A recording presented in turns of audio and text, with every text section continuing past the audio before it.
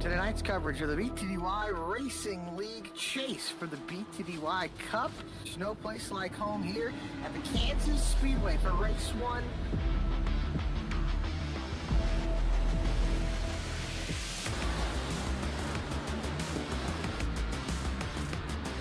Colorado stays bottom, slides up into 1.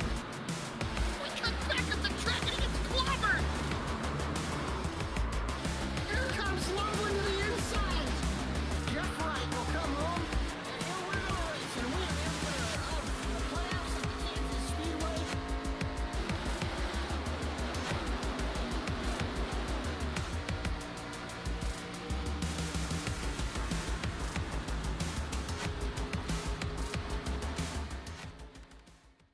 At Cynthia Rogers, MD Dermatology, we specialize in providing comprehensive expert care for the full spectrum of skin conditions, from complex skin diseases and skin cancer to aging concerns and aesthetic needs.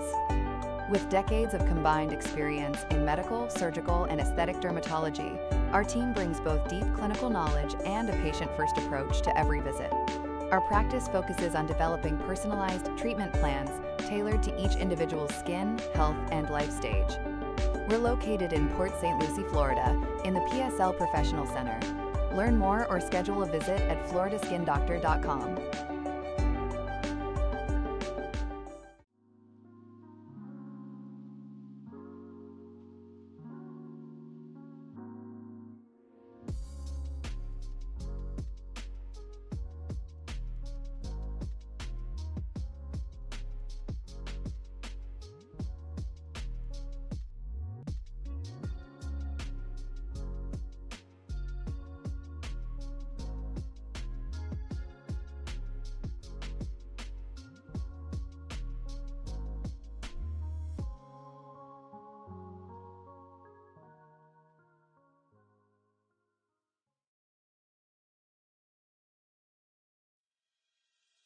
We've been around since 1946, originated as a scrapyard and evolved into a full-on steel service center, buying and selling new steel products of light fabrication, such as cutting, shearing, bending, threading. We also run a wholesale pipe, valve, and fitting plumbing division, as well as a retail showroom outlet. And then we also are a full-on structural steel fabricator, which is the skeletal steel that you see in commercial and residential structures. We sell to a wide variety of contractors, plumbers, maintenance type personnel, underground utility companies. We sell anything from single nuts and bolts to like a typical hardware store type of feel, one fitting, to full semi-loads of pipes. We're a little deeper in our inventory, and we actually have maybe a little more specialized type of fittings and such. Stock quite a diverse inventory, so we try to keep everything here to keep you guys going.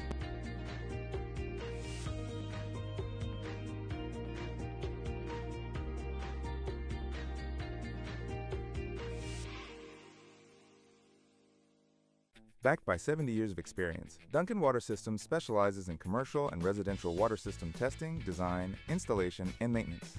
Our mission at Duncan Water Systems is to provide high-quality water solutions to every customer. We pride ourselves on being responsive, honest, and customer-oriented. Our priority is safer water for you and your family. Contact us via call, text, email, or visit us at duncanwatersystems.com.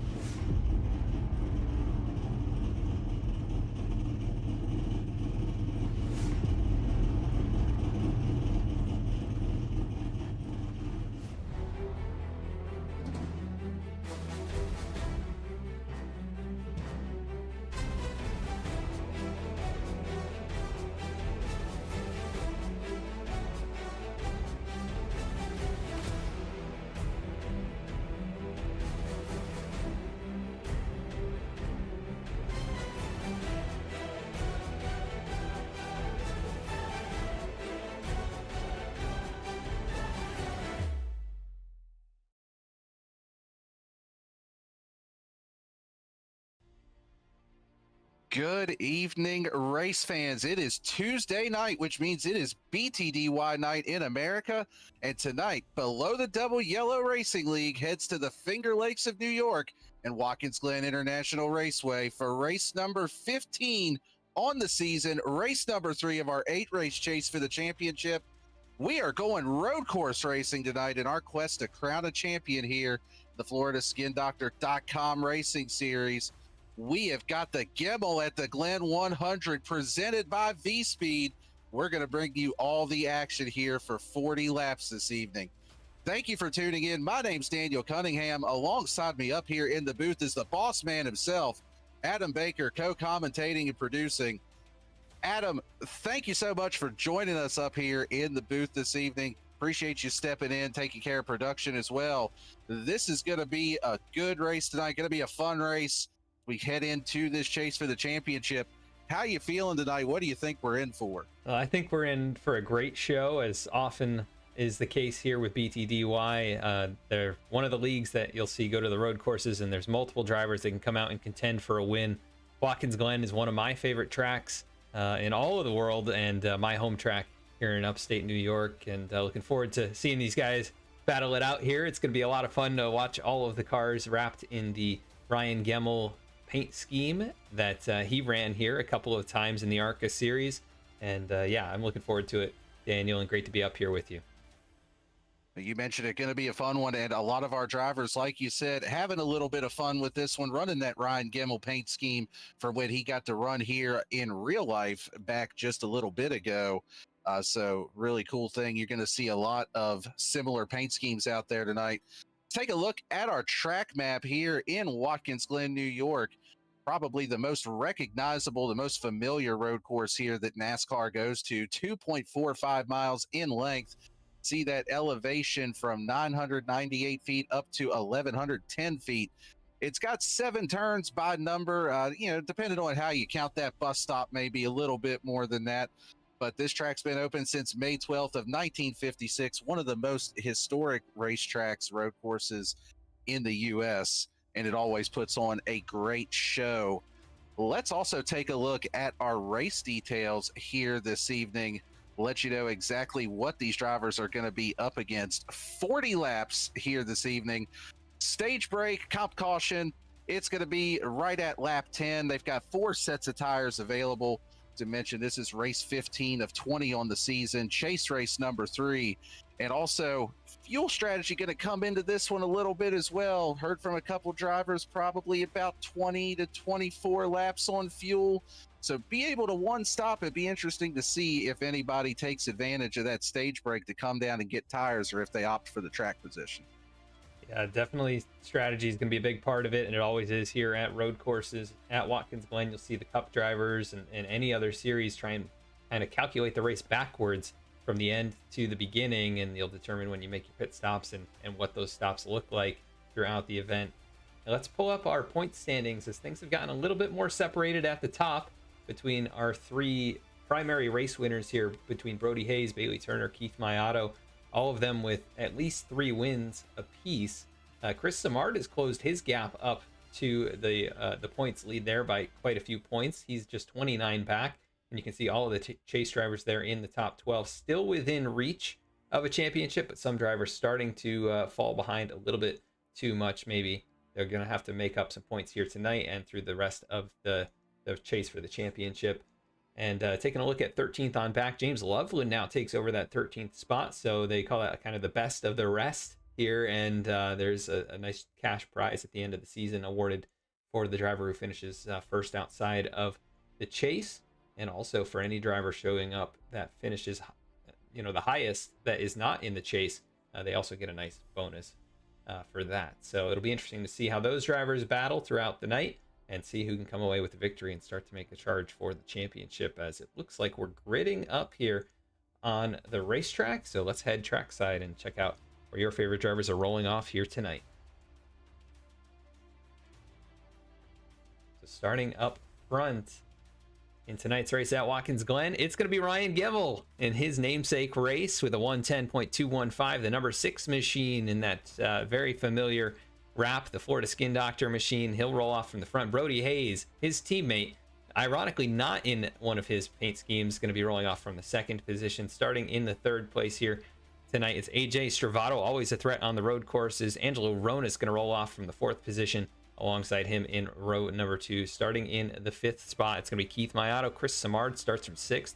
Dennis Faircloth going to roll off from the 8th or 7th position. Seth Hatchell, good to see him back, rolling off from 8th here tonight. Lucas Lyons going to roll off from 9th, and Michael Robinson rounding out the top 10. Taking a quick look through the rest of the field, we've got Ryan Phillips in 11th, Cody Atkins rolling off in 12th. Starting 13th, Rob Liedel. Bailey Turner starting in 14th. Rolling off on 15th position is going to be Eric Hutton. Jeremiah Hobbs in 16th. 17th, Max Koss. 18th, Alan Dice. Jake Mockey, Todd Giles in 19th and 20th, Jace Cully in 21st. We've got a short pace lap. We've got the green flag in the air. Barney is waving that green flag. We are underway for the Gemmell at the Glen 100. As these drivers head down into turn 1, it's going to be Gemmell and Brody Hays on the front row. And you can see all those different Ryan Gemmell paint schemes spreading out through turn 1, but it's going to be Brody Hays to the lead as they head up through the S's.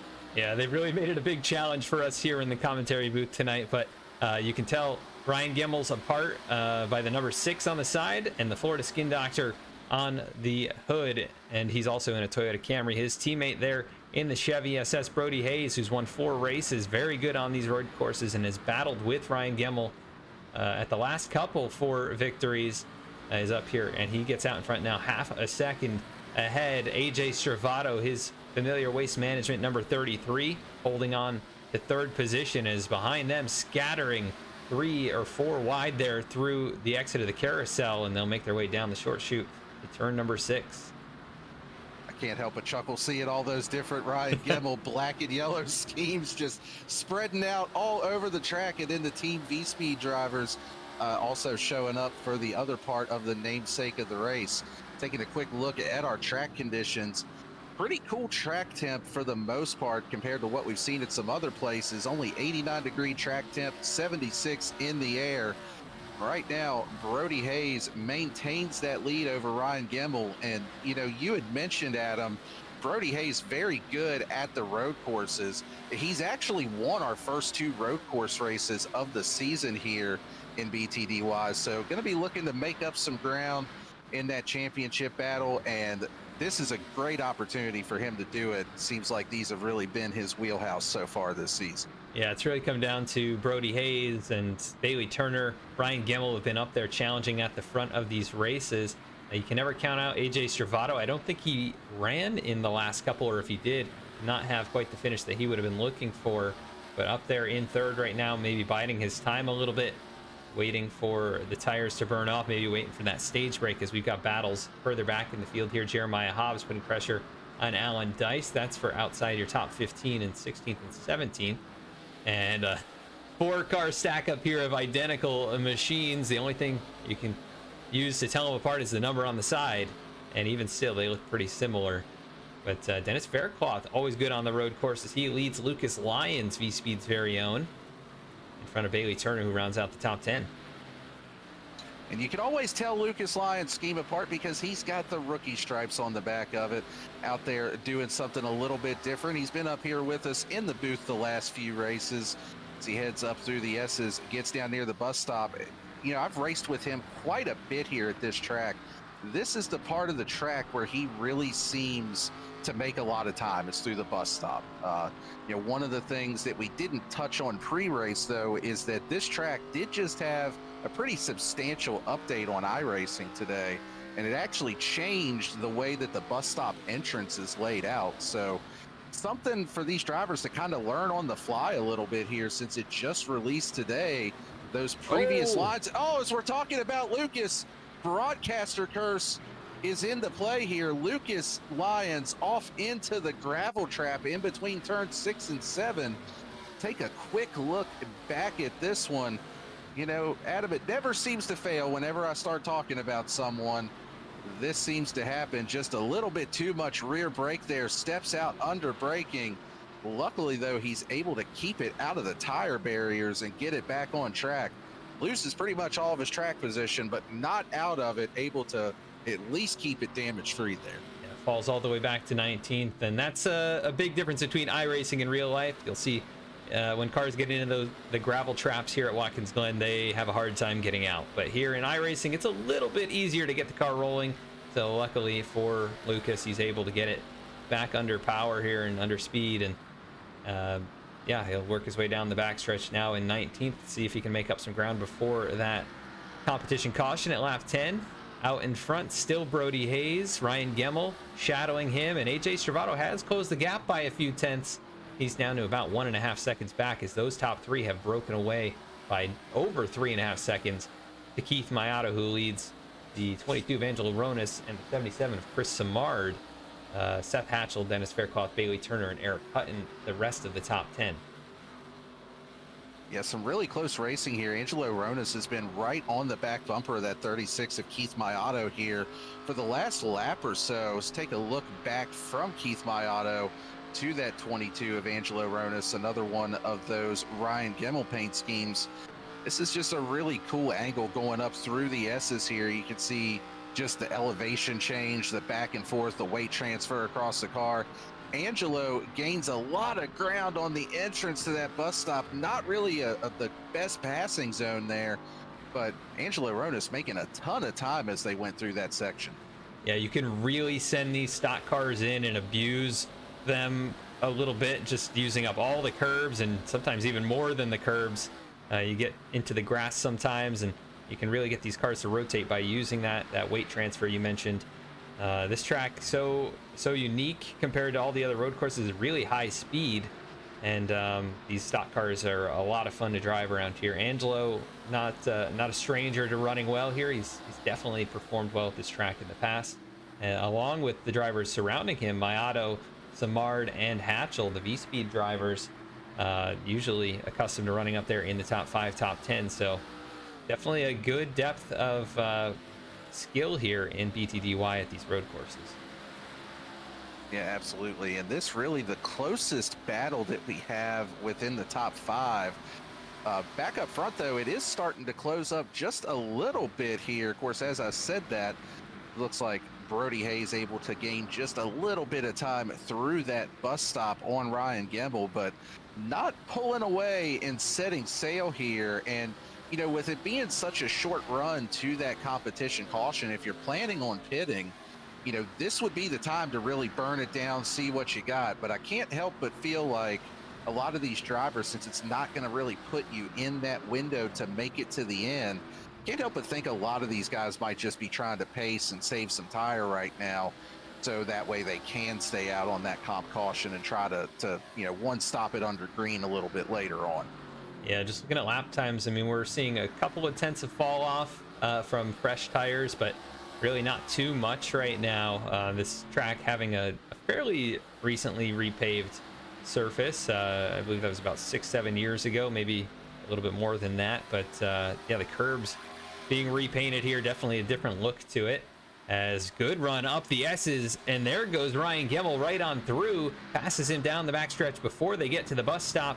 Hayes able to close back in just a little bit under braking, so it's a car length between them, but that allows AJ Stravato now just 3 or 4 car lengths back, so change for the lead here before the competition caution.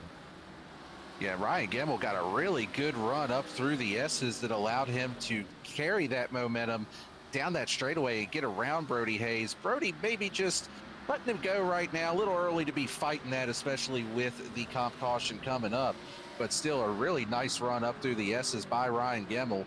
Definitely not setting sail, though. Brody Hays just kind of staying right in his tire tracks, just on that roll reversal from what we were seeing there in those early laps.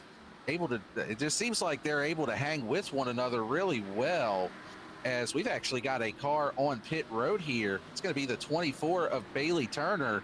You know, with our comp caution coming up at lap number 10, they're closing the pits on lap 9. So a little bit of a strategy play here out of Bailey Turner, hoping that maybe he can get a little bit fresher tires, leapfrog some people that may come in on that caution, see if he can gain some track position out of it. Yeah, Bailey, one of those drivers, he's going to try everything he can with strategy, and obviously has great pace here with 4 victories this season, or rather 3 victories this season, and always a contender but he's so good with the strategy calls, and this is an interesting one. We'll see how it shakes out for him, but it'll send him to the back for now. We'll get that comp caution. He'll get caught back up, and that's the luxury of being at a road course like this that's so long. You can make a pit stop without going a lap down. And yeah, Bailey's trying something out. He wasn't really in a good spot to contend for the lead or for even in the top 5. So this might be able to flip the script for him a little bit. Yeah, a little bit farther back than I anticipated seeing Bailey Turner. You know, not really a bad run by any stretch, but so used to, like you said, seeing him up there for the lead. And speaking of the lead, these drivers are heating up. They don't care that the comp caution is coming up here in the next lap. They are still racing for that position and trying to get that #1 spot.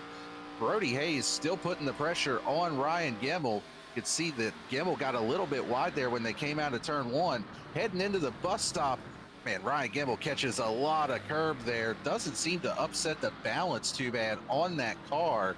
He's able to get through there cleanly and maintains a narrow lead over Brody Hays and AJ Stravato. And they use all that runoff space off of the carousel. It's very different than how Watkins Glen used to be. That used to be all grass, and nobody ever used to run that. But last 5, 6, 7 years here, they've been running all the way off and no track limits here at Watkins Glen. As these top 3 pretty well nose to tail as far as stock car racing here. This is as close as you can really get. You know, while you're just kind of maintaining a gap to the car behind. And Gemmell down into turn 1, lap 10 up on the board. And I think we're going to get the caution at the end of the lap. Big slide for him, though, off of turn 1. Trying to put the power back down. Still maintains 2 car lengths over Brody Hays. Still able to maintain that, as you had mentioned. I believe that they are going to let them race it out to the end of this lap and then throw the competition caution. So for right now, riding on board with Brody Hays in that #2 spot. You can see just how close they get to that guardrail, which was, I believe it was actually pushed back a little bit with this update. Brody Hays right to the back bumper of the 6 car as they head through the carousel. Ryan Gemmell gets a little bit wider off of that turn. Looks like maybe struggling with grip just a touch off of there. Brody Hays still putting the pressure on here for the lead. As these top 3 have been battling for the lead, looks like Gemmell should be able to hang on with a nice clean turn #7. Hayes has put that pressure on. Not quite able to get back to him, though off of 7, a little wide for Gemmell.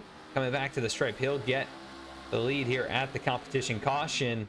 And then back behind them, it was Mayato under a ton of pressure from Ronis, Samard, Hatchell. Those guys were all right on the back door, but he's able to hold on and run 4th here to the competition caution. And we did see, thought I saw another driver bring it down pit road, but no, just Bailey Turner, the only taker so far in this one. Yeah, Bailey Turner was the only taker prior to that. There was a spin by the 63 of Max Cost right there in turn 1 near the pit exit. So may have been what you're picking up there, that he did have that spin right as we got close to it. So little loss of track position for Max in the 63 car, another one of those Ryan Gemmell schemes. But yeah, this is really going to open up that question mark of, you know, who's going to come down pit road, who's going to end up staying out. So I'm curious to see how our leaders play this. I'd have to think that the guys up in probably the top 4, top 5 at the very least would opt to maintain that track position. But from there on back, be interesting to see if anybody opts for the fresh tires. Yeah, we were seeing some fall off, right? We're looking at maybe about a half second, a little bit less than that for these leaders when they got back to the stripe. You can see the grip, though, just visually, they don't have as much. And maybe they were starting to get towards that cliff of fall off. But yeah, not going to be a huge advantage if you get fresh tires on it. It'll just be a little bit more security and a little more peace of mind, potentially. Might be able to might allow you to make more passes after we get back going here. But yeah, it'll be interesting to see the mixture of strategies as they work their way back towards turn 6 behind the BMW pace car. That's one I'm not used to seeing here with these ARCA cars behind it. But yeah, that's a new one for the ARCA series. I don't think I've ever seen a BMW pace car at an ARCA race. So yeah, that's a little bit different. But as you can see here, first couple drivers gonna Yeah, they're going to make me look kind of silly with what I said I thought was going to happen. Basically, the entire field coming down pit road here, believe there was maybe one car. Actually, no, I think, yeah, there actually was one car. That's Keith Mayato that stayed out. But other than that, the entire field coming down pit road here, I do believe it's going to be outside of their pit window, so that would still be a one-stop race from here. But yeah, that's a little bit of a change up from what I expected here, Adam. Yeah, if you said it's about 20 to 24 laps, these guys are short, right? But we're seeing Bailey Turner just take fuel only. He's going to gain some track position that way. He'll still come out behind, that looks like it's Angelo Ronis there in the 22 machine. Gemmell going to win that battle off and maintain his position, at least as the leader of drivers on this strategy. Mayato, like you said, the only one to stay out, so he would likely pit in the next 5-6 laps. You know, sort of kind of split this in half, give himself a little shorter run, and be able to guarantee his way to the finish. You know, we're not going to see any cautions here unless we get a track blocking incident. So yeah, these guys have kind of made their bed potentially if they're trying to run it to the end from here. Yeah, definitely not what I was expecting as far as the strategy goes on that end. And, you know, again, I think that they're all going to have to stop one more time. So I kind of like the call from Keith Mayato, especially if he feels like he has a little bit more pace. Get out there in some clean racetrack, be able to just make some laps without having to worry about what other drivers are doing. You know, I like the call. I like doing something different to try to, you know, try to jump what some of these other guys are doing. Yeah, I mean, he was running behind championship contender there, Brody Hays, right? He's trying to get in front of him, get another couple points clawed back. Did not have the result last week that he would have liked. So, yeah, just trying to get back in the mix here. He actually fell to third in the standings, right? Brody Hays took over that second spot. So, yeah, it'll be interesting to see how this goes for him as the tires heat up a little bit again. But keep an eye on that. Anybody want to pull up into the booth here, Daniel, to talk to you before we get back going? Since we got some time, let's pull up Lucas Lyons, especially since he gave us permission to do this earlier. Hey, Lucas, this is Adam and Daniel up in the VSPEED booth. You got us? Yeah. Well, you know, you decided to jump out of the broadcast booth and go out onto the track tonight, and right when we were in the middle of talking about you, specifically when I was in the middle of talking about you, you looked like you overcooked it a little and ended up in the gravel trap. So not the start you were looking for, but what are you thinking here as we end this comp caution? I mean, we see you coming down pit road, top it off. Can you make it to the end on fuel, or are you just trying to be able to shorten up the last stop? As I'm leaning more towards shortening up that last stop, showing about 2.5 gallons short. So really depends on how it turns out with this restart. And yeah, I just overcooked it because I heard you say Lucas Lyons, and you know how the curse is with you, Daniel. Indeed so, Lucas. So, you know, that being said, you're back there in 16th spot right now. How far do you think you can work your way up this field? I'm going to put you on the spot and tell me where do you think you're going to be able to get up to? Top 5 is my goal. That's my goal right now. Just kind of depends how this strategy plays out. Hopefully top 10 at least, but if I had to give you an exact position, 7th. I like 7. All right. Well, yeah. Oh, sorry. Go ahead. I was going to say lucky number 7. And I had one last question here for you, Lucas. The new chicane bus stop entrance there, how does that feel compared to the older version of it here at Watkins Glen? I like the older version a lot more. Putting that right side over where that new rumble strip is at, it feels more of a dip than an actual hump, and it raises the nose of the car, and it just kind of upsets it. So you got to be really careful going through there. All right, 10-4 on that. Well, good luck the rest of the way there, and I see you're getting back going. So we'll hopefully see you at the end. All right, thank you. That is Lucas Lyons, VSPEED's very own, and in the race car this week, restarting from the 16th spot. We get back going. It's Mayato back on the throttle. Gemmell in second with Brody Hays to his inside down into turn number 1. And Keith Mayato got a pretty good jump there on that initial start as contact between the 37 and the 6. Looked like just a little bit of a touch there between Brody Hays and Ryan Gemmell. Both drivers able to hold on to it, put Hays to second. Gemmell still in that number 3 position. That could have been the track blocker that you were talking about there. Actually, yeah, I don't just know. a little. I don't even know they made if there contact. was contact. That was close between the two of them, and that wiggle out of the 6 car. Yeah, no, actually, I take that back. You are 100% correct. There was no contact between the two of them. Initial angle kind of looked like there may have been, but just a little lack of grip there out of the 6 car as they went through turn 1. He got it back underneath him though, and now the 37, Brody Hays, a little bit of wheel hop down into turn number 6.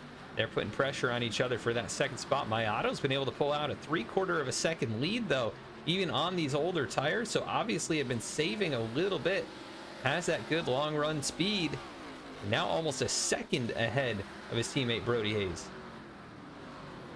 Yeah, absolutely. That last lap, he was actually 0.7 of a second faster than Brody Hays, was the 36 of Keith Mayato. So that alternate strategy working here for him early on. It's a little bit farther back in the pack. The 55 of Cody Atkins has actually gone around the exit of turn 1. Gonna keep an eye for now on this battle here. Actually, sorry, that's the 55 of Atkins there. See him getting back going. And that looked almost identical to what happened to Ryan Gemmell there earlier for Atkins. And just a rough season for him continues with that spin. He's going to be running in 20th position, last car on the track at the moment. But up here and back near the front of the field, these drivers are putting on some pretty good passes here. You got AJ Stravato up into 3rd, move Bailey Turner now up into that 4th position. And then you've got Ryan Gemmell now in 5th. So a little bit of a change of position up here from what we had seen earlier with Keith Mayato kind of pulling out a little bit on those older tires. Bailey Turner on 2 green flag lap older tires than those around him, with pitting, before the comp caution came out.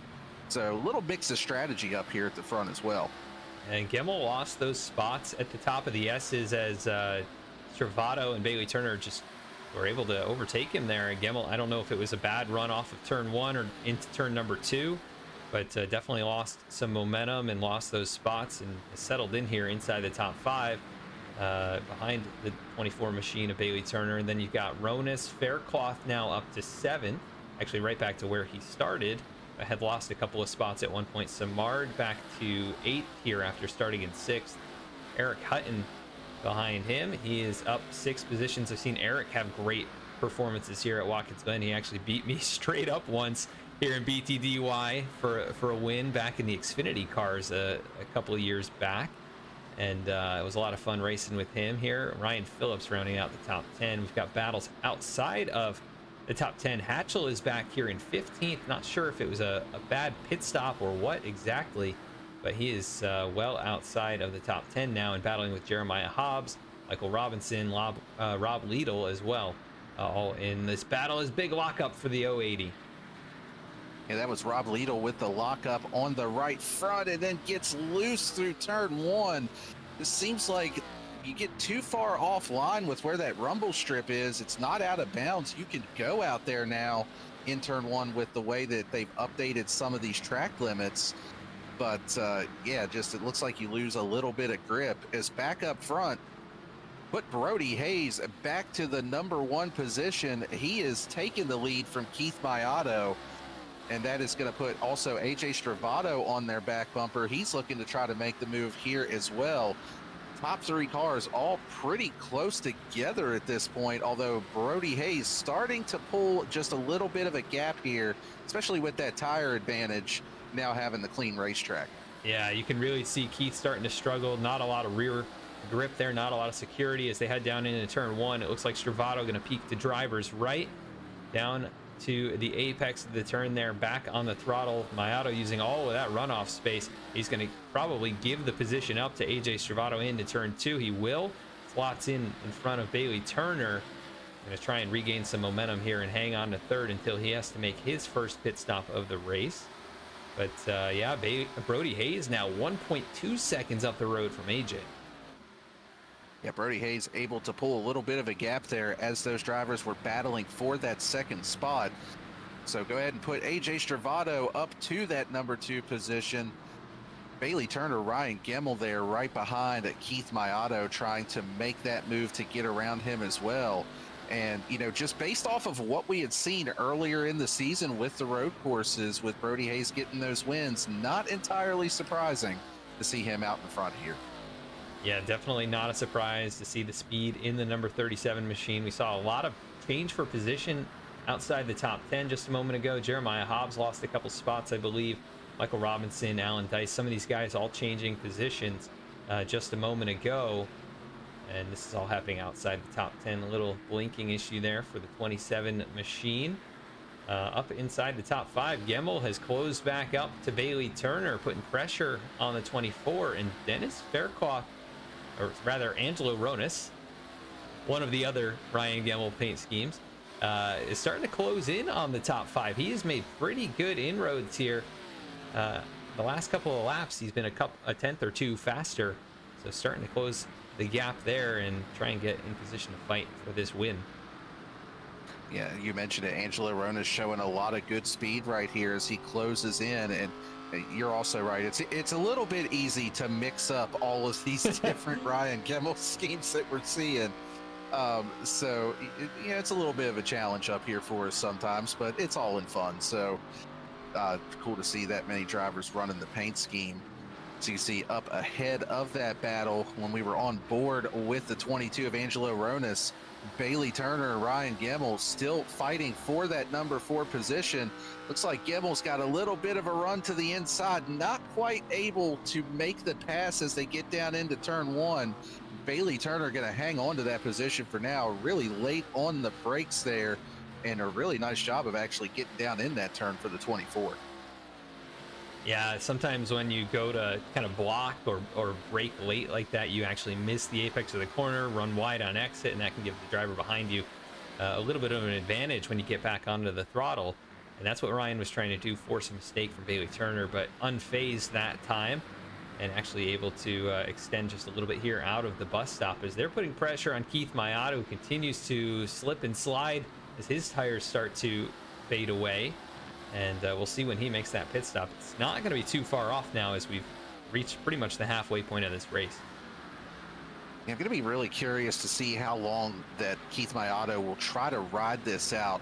You know, we're at a point where they can make it to the end whenever you decide to stop from here. So, you know, Keith, you could just see it, especially off the exit of the turn there, just the back end moving and sliding around quite a bit on that 36 car. So I'm with you. I'd have to think it's just going to be a matter of time. But for right now, though, doing a really nice job holding off Bailey Turner and Ryan Gemmell. I really thought with that tire advantage, they'd be able to get around him, but Keith doing a really nice job. We do have our first taker, though, on pit road for the final stop of the day. It's going to be Chris Samard in the 77 for Team VSPEED. He's going to come down and get the last of his required service here. Looks like that may have been a fuel-only stop, actually, for the 77. Yeah, it was just 5.6 seconds there for Chris, and that's going to be an interesting call on this last pit stop. Is it going to be tires? Is it going to be fuel only for most of these drivers? You know, there's some that topped up just a little bit before the stage caution or right after the stage caution, and we'll see how long those pit stops take. Lucas Lyons now moves into the top 10, bringing some other drivers along with him. Hobbs, Hatchell, Maki, and Dice, as there's a driver bringing it in. That looks to be Bailey Turner. He's going to be one of your first takers on this sequence. Yeah, he's going to be the first of any of our top 5 to come down pit road. So let's take a quick look here and see what does Bailey Turner decide to do. This is going to be the interesting point for me, as it looks like he is doing fuel only and going to be able to get away in 6.5 seconds. So far out of our front runners that we've had, both drivers taking fuel only. think that may be the predominant pit call. Aside from that 36 of Keith Mayato, we would have to assume that he's going to take tires with having to wait on almost a full fuel load either way. Yeah, Ryan Phillips taking tires as well. That's going to cost him a lot of track position, as Maki, Dice, they just took fuel only. And we'll see as the leaders are working their way back towards the pit lane who is going to stop this time around. You would think Mayato would probably bring it in here sooner rather than later, and it's going to be a race leader. Brody Hays pulls it down pit road. Yeah, Brody Hays going to pit from the lead here.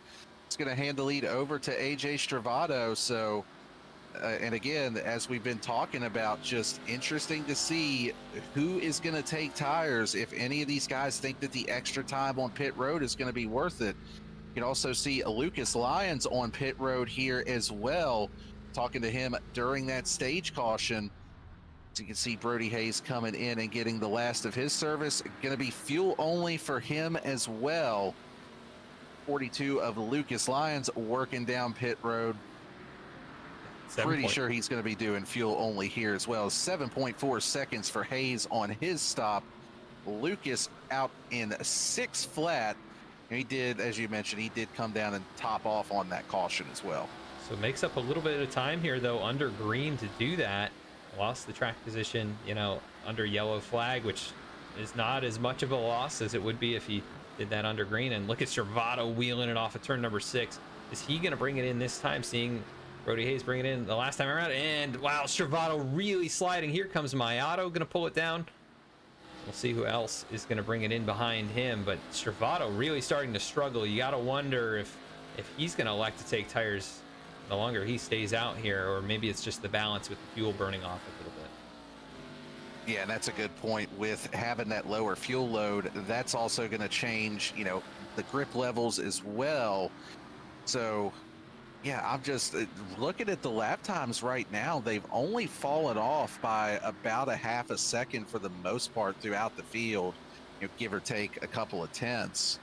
And it just, I don't know, it just seems like there's not quite enough fall off to make it worth taking, you know, to make it worth taking the tires here. Yeah, as Mayato does take tires on his stop, we'll see what he's able to do. He's going to have to really push it to the end of this race. That's going to be his advantage with fresher tires. Brody Hays was able to exit pit road in front of Bailey Turner, so they're running 8th and now 10th for Bailey Turner, as Michael Robinson gets passed up by both of them. It's about 30 seconds behind your race leader. Stravato continues to stay out. Looks like third place driver Angelo Ronis is going to pull it down pit road. Todd Giles is continuing to get service on his number 14 machine. So working through the pit cycle here under green. It's definitely shaking some things up, and interesting to see all of these mixed strategies. But Stravato in control for the moment, 3.5 seconds up the road. He is definitely in control, and you did mention Todd Giles on pit road.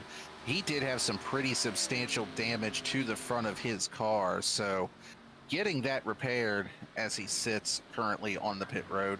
See Angelo Ronis now hitting the pits. He looks like he is actually going to be taking tires here as well, based off of that pit stop time, 14.3 seconds. So, but you know, looking over there at our scoring on the left-hand side, Brody Hays, essentially the de facto leader once everybody comes down pit road at this point, just about 29 seconds behind AJ Stravato. Bailey Turner not far off of his back bumper, about a second back. He would essentially inherit that number 2 position. And just taking a look at the intervals here, you know, we mentioned Keith Mayato pitting 4 tires. Looks like he's going to end up being about 9 seconds back of Brody Hays, maybe even a little bit more than that. So definitely going to be a tall order to make that up in 14 laps, but you know, we'll see if he's at least able to make up some of that ground. Yeah, as he's behind his teammate Chris Samard, who did not take tires, so he might be able to get up to him. We'll take a look at the lap times. As you know, Stravato still remaining on the racetrack, has not brought it in yet, and Brody Hays last time around 110.25. Mayato was a 110.66, so actually still slower than the 37, even on tire advantage, as Ryan Phillips is brought in. Looks like he is going to also elect to take tires. Also notable, Max Cost has taken it behind the wall in this race, and he was fighting to try and get that 13th position in the points. So James Loveland did not show up to race tonight, so it's not going to hurt him all that much, but all those drivers behind him going to be able to gain some points. Yeah, that's a really good point. And, you know, you had mentioned James Loveland. We didn't touch on that he did not show up here for the race this evening. So going to be a little bit of a shakeup in that battle for the 13th, for the, like you had called it, the best of the rest, once we head to our next race at Iowa. But for now, taking a look at Brody Hays, just putting down some really consistent laps here. You know, we had talked about just not a ton of tire fall off to this point. Brody Hays, that last lap, running a 1:10.17, his fastest lap a 1:09.89. So, you know, only about 0.3 off of what his fastest lap was. Just really impressive times that he's putting down. Todd Giles going to come out on the racetrack right in front of these two, and he's getting back up to speed. Exiting pit road, was on there for an extended amount of time getting that damage repaired, and it looks like they did do a good job cleaning that car up. So nice job by that crew, as he'll cycle back into the 19th position. And looks like Ryan Phillips may have taken it behind the wall as well, so it might be a position to gain their battle for the top 5 for the moment. Seth Hatchell and Jeremiah Hobbs, 5th and 6th, having a battle here all on their own. You can see they're just up the road from Brody Hays and Bailey Turner, and you gotta wonder if any of these guys are trying to stretch it the rest of the way. That's an interesting point that I hadn't really thought about. Of course, right as soon as we mentioned that, Jeremiah Hobbs is going to pull off and come down pit road for the last of his scheduled pit stops here this evening. Yeah, that would be quite a bit to have to save. But, you know, we're talking about, you know, previous races and previous finishes this season. We saw the fuel save Hail Mary at Darlington earlier this season. So it went about 8 laps further. I mean, I know that that's a little bit shorter racetrack than what we've got here, but they've certainly been able to stretch it where we didn't think it was possible previously this season. I believe there was a race, it might have been last season or a couple of seasons ago, where AJ Servato went further than anyone thought was possible by many laps. He was just saving and running very good lap times at the same time. We've seen drivers like Connor Zilich do that here in races past, and it wouldn't be a surprise to see somebody like AJ Servato, with all his road racing experience, find a way to save a few extra laps of fuel. But it is such a high-speed road course that it's just tough to see that entirely working out. We'll just have to see. Gemmell in that second spot. He's had his own issues with not making it on fuel. I believe it was Lime Rock earlier this season.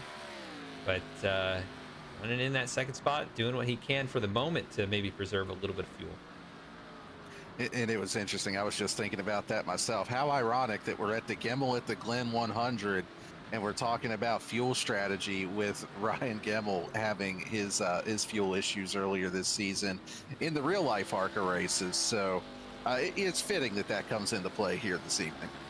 Yeah, and he actually was running so good here in the ARCA, the real world ARCA race. They had some mechanical problems. I was spotting from the bus stop for him, and they ended up having an issue with kind of like a hanging throttle. So not really what you want to have happen in any kind of a racing scenario, but it was still able to come away with a nice solid 6th place finish, and got a top 5 at Lime Rock earlier this season in the real ARCA race as well. Battled inside the top 3 at one point, which is cool to see. And right now trying to do what he can in the virtual series.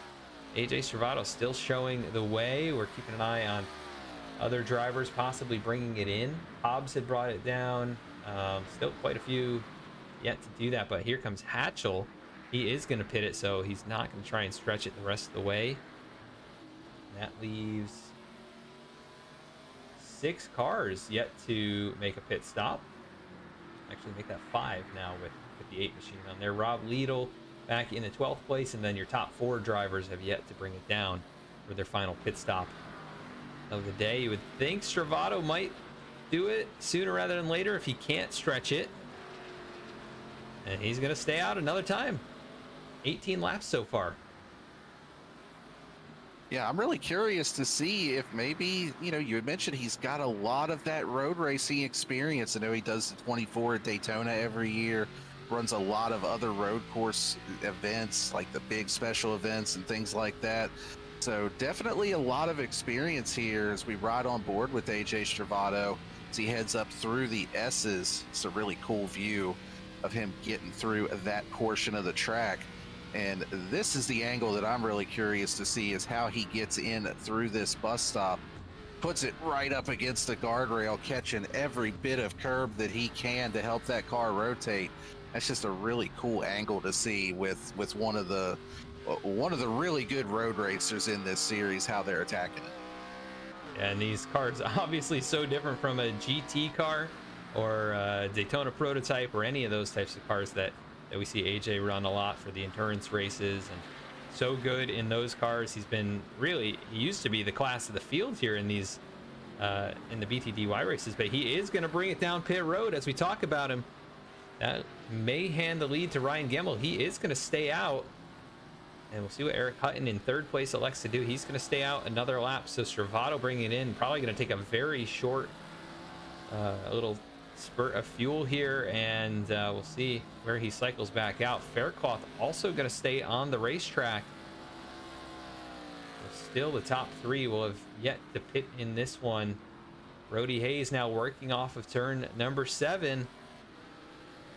Stravado just getting out of his box. This could actually be very close. It was a pretty short stop for AJ, 5.6 seconds. Brody Hays, 7.4. This is going to be neck and neck out of turn number 1. They are going to be really close. It's going to be Brody Hays with the momentum, but AJ Stravado able to cycle in front and maintain that track position over Brody Hays. I did not think he was going to be able to do that. I thought for sure that Brody Hays would be able to clear as we look back from the 33 of Stravado as they head into that bus stop. And he has got the narrowest of margins over Brody Hays, but with, like you had mentioned, probably saving a little bit out there running with just a clean racetrack, and taking that shorter pit stop gets him the track position that he needs. See if he can hang on to it for the last 8 laps here. Yeah, he had one of the fastest trips down pit road, 33.6 seconds, the second fastest of anyone. Hatchell was the best, 33.2. He runs 10th right now.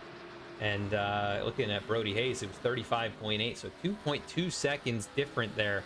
And that's the difference, really. I mean, Stravado was not quite as fast as Hays was when he got back out on the racetrack, but didn't have to stop in the box for as long because he had saved just a little bit more running out there in clean air and running smooth laps. Gemmell continues to lead. We'll see if he is going to bring it in soon or try and stretch it to the end. It's going to be a tall task, though. Already gone 21 laps on this stint, and he'd have to go another 7.5. And Eric Hutton, same situation. Dennis Faircloth right there with him as well. And something I just caught, it looks like AJ Stravado may actually have a black flag here. Not sure if it was for speeding on pit road. It didn't look like he had any issues with exiting the pits, but from what I'm seeing on the scoring that I've got here, it is showing a black flag for the 33 of Stravado. So not sure if that's accurate or not, but if it is, that is going to put an end to his chances here. But for now, the 33 staying on track. So curious to see if maybe it's just a glitch on my side that's showing it, but it's definitely something I just caught there, Adam, when we were looking through that pit cycle. I am seeing the same thing. I'm not sure. We're not getting any information on exactly what that would be. So we'll see if he does bring it in here. He'd probably have to serve it in the next lap or two to prevent being not scored. And that would be really unfortunate after a perfect execution on pit road to have a penalty. I don't think it was a blend line violation or anything like that. It could have been speeding, though, just getting off of the pit lane. But we'll have to keep an eye on the top 3 as they remain on the racetrack. It looks like Dennis Faircloth might be holding back quite a bit here. He's running about a 1:11.5, which we know he's definitely capable to run faster than that. So it might be just trying to save a little bit of fuel. He's about 6 or 7 seconds in front of AJ Stravado. And you can hear he is short shifting, running in, it sounded like he's in 4th gear almost, coming off of turn 7 there. So might be a driver who could potentially stretch it the whole way, as the top 3 still haven't pit. Yeah, going to be interesting to see if Dennis Faircloth has maybe clutching it a little bit on the downhill sections, saving just enough. For right now, though, as we ride on board with your race leader, it's Ryan Gemmell in the 6th, heading through the carousel here. I don't know. I don't think that any of these top 3 would be able to stretch it quite that far. But at this point, we're closing in on 5 laps to go. Would have to think if you were going to have to come down pit road, you would have done it by now. So something to keep an eye on here. See if Gemmell decides to bring it down pit road this time by. And no, he is going to stay on the track. So a little bit of intrigue here as we get down to the closing stages. Yeah, this is really fascinating. Here comes 2nd place Eric Hutton, though, and that is not a great sign for the driver of the number 6 or the driver of the number 80 to be able to make it to the end. Hutton, who pit on the same lap as them, will be one of our final takers here. There goes Faircloth on by. He'll stay on the racetrack. So top 2 yet to pit with 5 laps to go, and then it's AJ Stravado behind, and then Brody Hays. I'm still seeing the black flag for the 33 machine. Not exactly sure what it's for or when it's going to come into play, but we may see a disqualification if it does stay in effect. Yeah, not sure if, and you know, we did just have the big update today as well with some of the UI changes. So, I mean, I would think that, you know, your spotter would be telling you that you would have a black flag if you do indeed have one. But with some of these updates, you never know what may glitch just a little bit. But Brody Hays is trying to take matters into his own hands. He is trying to not have to worry about a penalty or a black flag. He has got himself right up on the back bumper of that 33 Stravado. Really good run through the carousel, and off the exit, Stravado tried to throw the block. He's going to be able to hold the position through turn 6. See if Brody Hays can set him up here for a move down into turn 7. Not quite able to do so just yet as they head back onto the front straightaway. Yeah, so nose to tail for that one. Interesting to note. Oh, here goes Brody Hays. Peeks out driver's right. Doesn't make the move. Ryan Gemmell did bring it down. He's just getting back onto the racetrack. We saw Eric Hutton cycle in just behind. It was Bailey Turner at the moment, but he's going to cycle in now behind, right in front of. Really Gemmell, close between those two. Yeah, they made contact. That was Bailey Turner and Ryan Gemmell. So Gemmell cycling into 5th. We don't know about Dennis Faircloth if he's going to be able to stretch it. He takes the lead over, though, as AJ Stravado. It looks like he got disqualified. I am actually showing the DQ now for AJ Stravado as a result of not serving that penalty.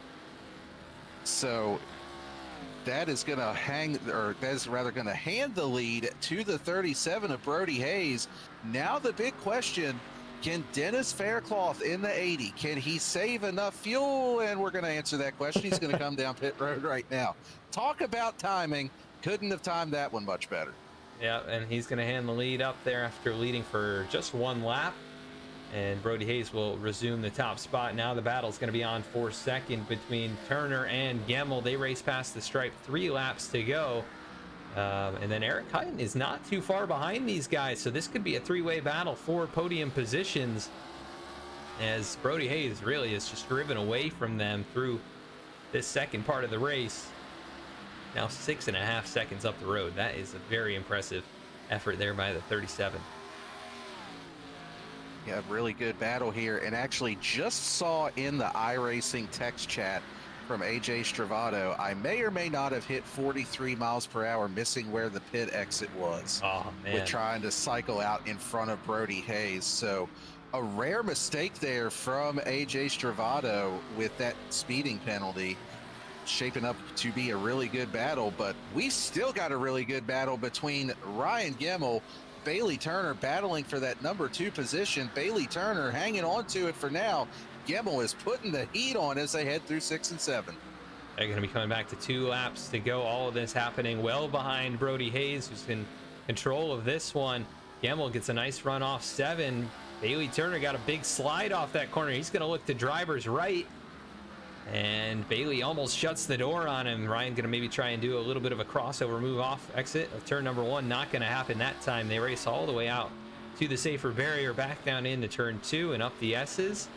And he is all over the back bumper trying to pack the air right underneath the back end of that number 24 machine. And it looks like Gemmell is faster, but Bailey Turner doing a really nice job of defensive driving, not doing anything wrong with what he's doing. He's racing for a championship, trying to gain every point that he can in that 24, just putting the car exactly where he needs to. Ryan Gemmell sticks with him through the bus stop, through the carousel. He is still putting the pressure on, takes a little bit wider line than Turner. They're going to be racing nose to tail as they head back over to turns 6 and 7. Well, almost a little bit of bumper there. Is off of turn number 7 goes Brody Hays across the start finish line, and he is going to get the white flag here the last lap at Watkins Glen, and he should be able to cruise to victory barring a major mistake. But the battle for second is all but over as little wheel hop down into turn 1. Bailey goes wide off the exit. Can Gemmell take advantage? Not that time. Gemmell with a little bit of a slide of his own there on the exit of turn 1. They're going to head back up through the S's. Bailey Turner in that second position, Ryan Gemmell in third.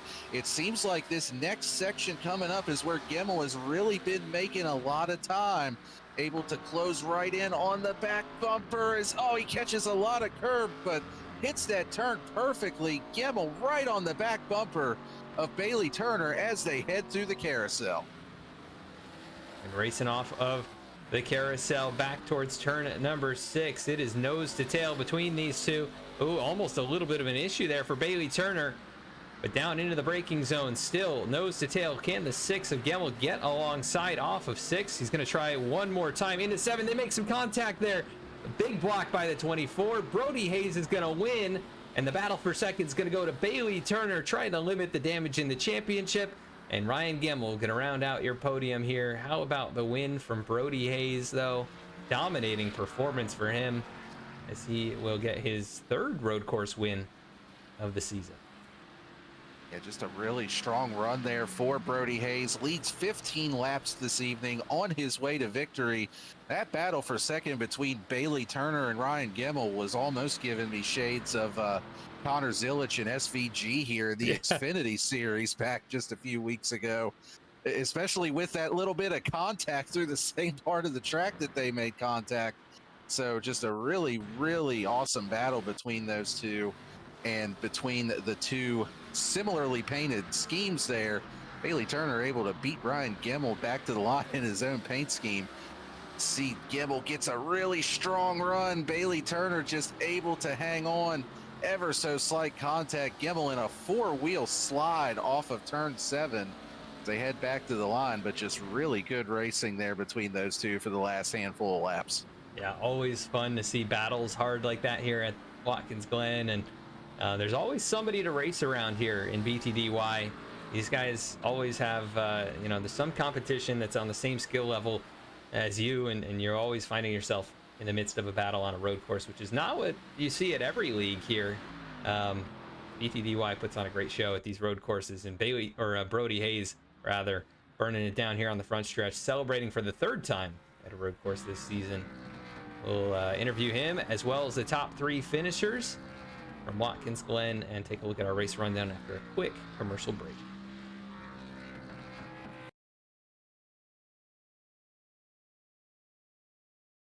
At Cynthia Rogers, MD Dermatology, we specialize in providing comprehensive expert care for the full spectrum of skin conditions, from complex skin diseases and skin cancer to aging concerns and aesthetic needs.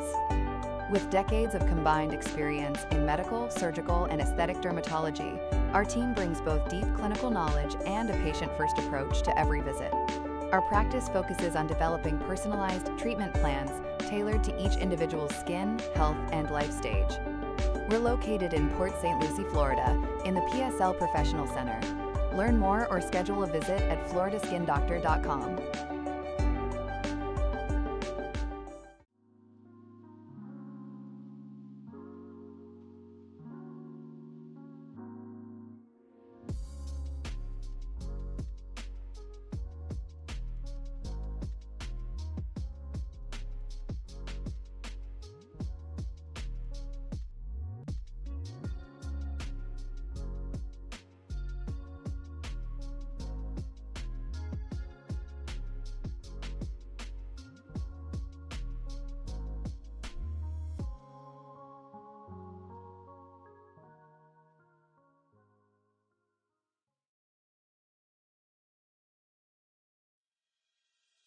We've been around since 1946, originated as a scrapyard and evolved into a full-on steel service center, buying and selling new steel products of light fabrication, such as cutting, shearing, bending, threading. We also run a wholesale pipe, valve, and fitting plumbing division, as well as a retail showroom outlet.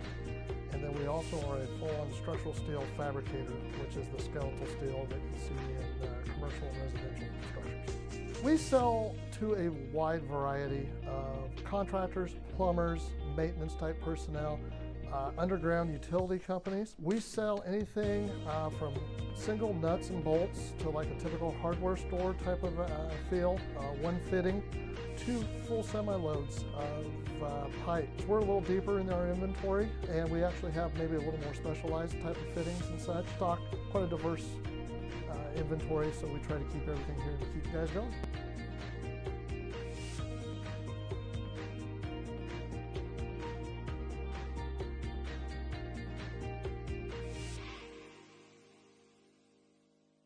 Backed by 70 years of experience, Duncan Water Systems specializes in commercial and residential water system testing, design, installation, and maintenance. Our mission at Duncan Water Systems is to provide high-quality water solutions to every customer. We pride ourselves on being responsive, honest, and customer-oriented. Our priority is safer water for you and your family. Contact us via call, text, email, or visit us at duncanwatersystems.com.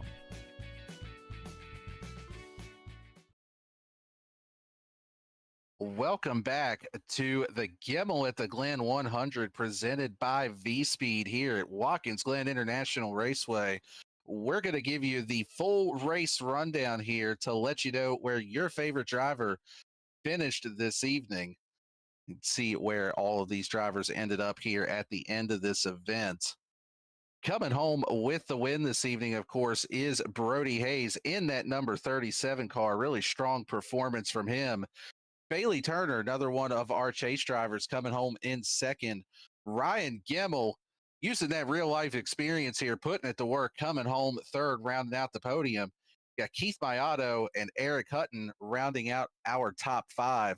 Chris Samard going to be the sixth-place finisher here this evening. Dennis Faircloth in seventh. Lucas Lyons said that he was going to finish in seventh. He comes up one spot short, comes home in eighth. Seth Hatchell, really awesome to see him out there this evening, coming home in ninth. Jeremiah Hobbs rounding out your top 10. 11th tonight was Cody Adkins, able to recover from his early spin. Jake Mockey finishing in the 12th position. Rob Liedl finishes in 13th. Michael Robinson going to come home in the 14th spot tonight. AJ Servato, after the late penalty, will come home in 15th after a strong run and leading some laps here. Angelo Ronas finishes in 16th after an issue late in this one as well. Alan Dice, 17th. Ryan Phillips, 18th. Todd Giles Jr. in 19th, and rounding out the field of starters here tonight was Max Cost in the 20th position. Definitely a fun race here tonight at Watkins Glen. Let's take a look at our third place finisher, Ryan Gemmell. See if we can get him up here in the booth with us and ask how his race was from his perspective. Let's pull him in here. Hey, Ryan, this is Adam and Daniel in the VSPEED booth. You got us. Yeah, I got you. Oh man, you start up there on the pole. You swap the lead with Brody a few times, and ultimately end up battling really hard there at the finish of this one with Bailey Turner, and came down to the last corner there. You were, banging doors or corners there, right? And man, what a race for you, and probably interesting to see all those other yellow and black machines out there tonight. Yeah, I just made way too many mistakes myself to take myself out of contention. That's pretty much all it boils down to. But Otherwise, it was it was really cool, to be honest with you, to see all the love shown. Everybody running my paint is pretty cool. I don't even remember whose idea this was, but it's just really cool to see everybody that there was way more people that participated in it than I thought they would. So it's just neat. I've been racing with, as you know, I've been racing with a lot of these guys for 10, 12 years on here. It's just been a long time, and it's kind of like one big family now. So it's really cool to see the love. That's for sure. Yeah, definitely awesome to see that, and you get the or the race named after you, and you just ran here not that long ago, and pretty cool to see you back out here and battling virtually, right, with the guys that you said you've been racing with, right, for so long, and you come home third. Just describe the strategy there after the pit stop too, right, and the battle with Bailey there coming to the end of the race.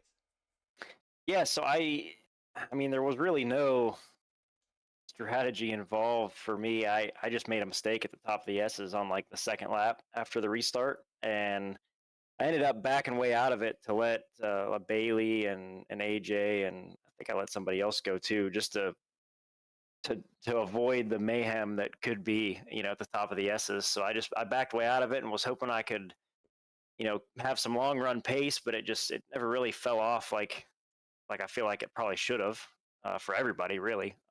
But it is what it is. It's my own fault. I made a pretty big mistake there. So, but no harm, no foul to anybody else. So it's not the end of the world, I guess. But definitely wish I had the long run speed the night that I did a few weeks ago when we were there.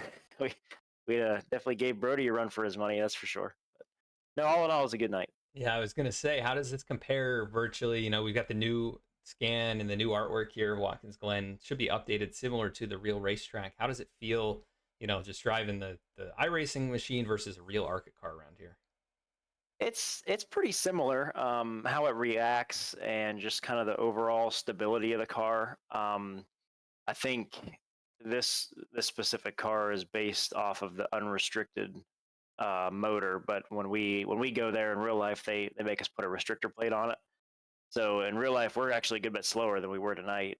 So like through the S's, like I could be wide open for the majority of a run in real life up through the S's, and you couldn't even think about doing that here. So it was just, I think it was a combination of having a little bit more power and just kind of a little bit more of a maybe on top of the racetrack kind of feel in the sim versus real life. It's pretty planted in real life. I mean, you still have to be careful, off the corner and watch and manage your drive, but I mean, for the most part, just how the car reacts and how the body rolls and everything is pretty, it's pretty accurate. They did a pretty good job with it. And the only thing the track's really missing, I think, is the rumble strips out of one and out of the carousel. But you can definitely drive it in deeper into the bus stop with that curb out of there. That's for sure. Yeah, we were hearing that from a couple other drivers here before the race, and yeah, it's just a different way through that set of corners, right? And it's just an adjustment for everybody to make here tonight. Probably it's the first time anybody's driven it really virtually, right, with that new change. So you got a little firsthand experience, beforehand. But anyways, a great run for you here, and kind of matching. Obviously we know you have the pace, to go up there and contend in these road course races. So good to see you out here. And is there anybody you want to give a shout out to for third place tonight? Yeah, shout out to you guys for doing the broadcast, and VSPEED for sponsoring the event, and I guess given the permission to name it after me. That's pretty cool. Shout out to Florida Skin Doctor for coming on board and sponsoring the whole year, and being on the hood of the car too. That's a huge support, and those guys are really good friends of mine, and they're great people, and I really appreciate them coming on to help everybody here and help us put on a show for people to watch on YouTube. So definitely big thanks to them. Awesome, Ryan. Well, great to see you battling hard out there. Lead some laps, get the pole, and come home with a nice strong finish tonight. And hopefully we'll see you next week at Iowa. But either way, good to see you out here for one of these. And have a great night, man. Yes, sir. You too. Thanks. That is Ryan Gemmell, third place finisher. The race named after him, and gets a good strong finish out of it. We'll go to second place now, and Daniel, I believe you're with driver Bailey Turner. Yes, sir. Bailey Turner. This is Daniel and Adam up in the VSPEED booth. You got us? Yeah, I got you guys. Well, man, really strong run tonight, finishing in second place. Just what do you feel like you needed to be able to get up there and really compete for the win? Or where do you feel like you were maybe just a little bit off to be able to get up there and match Brody Hays with him getting the win tonight? Yeah, I mean, really, the whole night kind of went astray in qualifying when I looped it and had to start in the back and just threw a bunch of alternate strategies in there. Came down and took tires earlier than everybody else before the stage, and then just came down and briefly topped off because I knew we weren't going to take tires the rest of the way. And it gained me some track position, but it was just at a tire deficit to those guys. Pretty much the whole second half or so of the race, and came out a second behind Brody. I think when everybody came down and got fuel and just didn't have the tire to kind of keep up. Tires were a little too old, and tried to use them up a little bit to get near him. I got within a second, but once I hit that dirty air and everything, it just was a little too much for the older tires to handle. So feel lucky to get a P2. Unfortunate that the teammate got a speeding penalty, but at the same time, we'll take some extra points there. And you had mentioned the pit strategy that you were on. You were the only driver that we saw that did come down and try to flip that competition caution. Hindsight's always 2020, but do you feel like that was still the right move to make? You mentioned being at that tire deficit. If you had to do it over again, do you feel like maybe just trying to match them on tires would have been the better route?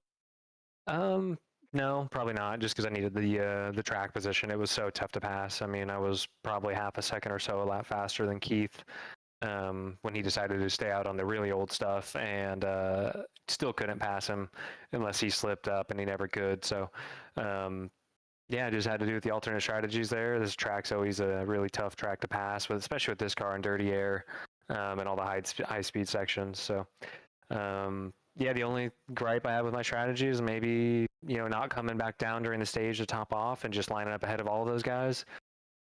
Just for the track position, but then I probably would have needed to stay in pit road for a couple seconds longer to top off on fuel. So, it's probably a wash in the end. I don't think I quite had AJ's speed. I really would have liked to see my speed compared to Brody with even tires. But like I said, you win some, you lose some. Understand that. And then, with this track just having the big update today, one of the changes that we noticed was going into the bus stop. Did it feel a lot different from the old layout from what we had before, or were you kind of able to attack it the same way? I think you were able to attack it a bit more, actually. It really depended on how you wanted to enter. If you kind of stayed really close to that curb, you can kind of use that to make the car a little bit tighter. If not, I was actually pretty loose getting into the bus stop, and that's actually what cost me my qualifying lap, was just getting a little too loose on entry and trying to get it back going the other way on the cold tires, and just didn't quite work out. So it was fun. It was definitely different. I felt like it actually evened the playing field just a little bit. I think some guys were really good on that old bus stop layout, and this one for me, I felt like evened it out just a little bit to where I felt like I could compete a little more through there. Understand. Well, still a really strong result and a nice recovery from the qualifying incident. So before we let you go here this evening, Bailey, who do you want to thank? Any sponsors or shout outs? Yeah, shout out to Ryan, right? He got to see his car all around the racetrack with everybody running his schemes. I told him he ran into himself when we were battling there at the end of the race. And of course, the teammates felt like, Angelo had a really, really good run going. He probably could have finished top three. He was going to be on fresh tires. And, unfortunate for AJ as well. I felt like he was realistically the race-winning car tonight. And, you just got to execute on pit road and execute everywhere else. And he slipped up a little bit, unfortunately. And obviously, and as well, air cutting with the strategy going longer than everybody. And cycling out there to P5. So shout out to all the teammates. They had great runs. Unfortunately, they didn't all quite work out, but it was still a good night for everybody. Absolutely. Well, congrats again on that P2, and we will be seeing you next week at Iowa. Appreciate it. And that was our second place finisher, Bailey Turner, here this evening. Let's also go ahead and get a word with our race winner, and that is Brody Hays, that's been patiently waiting. Brody, this is Adam and Daniel up in the VSPEED booth. You got us? Yes, sir. Well, really strong run, led 15 laps, coming home the race winner here this evening. And it looked like you had the best speed throughout the field here tonight. Where do you feel like you were the fastest? Like, where do you feel like you were gaining the most on anybody throughout the race here this evening? Everybody was really pretty close on speed. Ryan was good. AJ's always good on road courses. Bailey was good. Keith was good. Um, if I could hit the S's right, I was pretty decent through there. I think my strong suit was the bus stop and into the carousel, through the carousel. I think that's kind of where I beat some of those guys. I think Ryan was a little better than me through the S's, but if I was mistake free, it was going to be tough to pass. So I like Watkins Glen. It's a lot of fun. And with everybody so close on speed, you really had to stay with it all night and hit your braking marks and not overdrive and just stay focused. And you mentioned the bus stop. This was something that I had also asked to Bailey Turner as well. With the changes with the layout today, did you really have to change how you attack the bus stop, or did you kind of approach it the same way that you did with the previous layout? You could actually attack it a little harder. They took the curbing away on the right-hand side on the entering the bus stop, so it flattened it out, and you could actually almost straighten your entry a little bit and set yourself up for the left-hander right afterwards, and it would give you a better exit through the bus stop. So I felt, based on my testing I did yesterday versus today, the curbing would upset you a little bit more. It was a little bit rougher yesterday, and then with the new update, it was actually smoother and allowed you to be just a little bit more aggressive on entry. The biggest thing was just to not clip the wall on entry.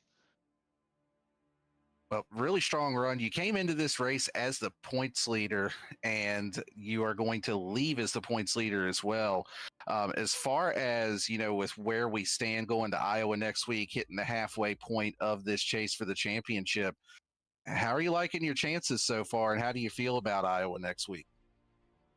Yeah, I mean, I feel good. It's gonna be a battle to the end. You can't relax. You gotta keep your foot on the gas and just keep going for wins. Tonight was basically just about managing. I knew I was gonna have good pace. I didn't know if I was gonna have winning pace. I knew I was gonna have to battle AJ and Ryan, and AJ and I were having a really good battle there for a little bit. I didn't know he had a speeding penalty, so that was a shame. But that was shaping out to be a lot of fun. But yeah, no, going into Iowa, I mean, it's a short track. I haven't really raced it since they repaved the corners, so I'm not quite sure how that's going to change things. But I mean, it's going to be your usual customers at the front. Bailey's going to be tough. AJ's going to be tough. Keith, Levi, Hutton, Chris, all those guys. So it's going to be a dogfight, but it's going to be fun. Well, congrats again on the win. You are officially the king of the road for this season in BTDY, sweeping the road courses on the season here. Before we let you go this evening, who do you want to thank? Any sponsors or shout outs? Yeah, I'll give a shout out to Florida Skin Doctor for coming on this year. And my years of running BTDY this year has been the most competitive by far, from start of the season to now, from every race, from the green flag to the checkered flag. It's been intense and it's been a lot of fun. I'll give shout out to you guys up in the booth. You guys do a great job, phenomenal job as always. Everybody at VSPEED, and then admins, everybody at BTDY that puts this on. We're still getting a great car season, so that's it's always really good to see. So we'll head to Iowa next week. But before that, everybody tune in Thursday for the NASCAR truck race at Bristol. Watch the HendrickCars.com Spire Motorsports number 71, Raja Caruth. We're trying to advance into the next round of the playoffs, so hopefully we go get us a sword this Thursday. All right. Well, thank you, Brody. Congrats again on the win. Good luck with Bristol as well on Thursday night. I'm sure we'll be talking to you some more before this season's out. Awesome. Thank you, guys. That was our race winner, Brody Hays. That's going to do it for our post-race interviews here. Adam, we talked about how awesome this track is, the great racing that it puts on. I mean, how do you think that that's stacked up compared to what you were expecting here this evening? Yeah, I think it's pretty much exactly what I was expecting. These BTDY guys always put on a great show at the road courses, and there's almost always a battle for a victory coming down into the last few laps. That's what we've seen in the other two races this season in the Arctic cars, and it would have been the case here too. Obviously the penalty with AJ Stravato took him out of it, but otherwise it would have been a really vicious battle, I think, down to the last lap there between the 37 and the 33. But yeah, same drivers you expect to see up towards the front were up there battling and fighting for it, and interesting to see the mix of strategies work out the way that they did. So pretty much what I was expecting, and not surprised by the winner, though. Brody's been lights out here on these road courses. So yeah, definitely a lot of fun as always with these BTDY guys. Yeah, and indeed, Brody Hays has been the king of the road this season here, completing the 3-for-3 sweep. But next week, we are going to be on to Iowa Speedway. I'm not going to lie, Adam, I don't have the slightest idea what to expect next week. I haven't raced Iowa since they've done the update. I don't even think I've seen a race at Iowa since they've done the update. So I got a little bit of homework to do before the next race to get an idea of what to expect there.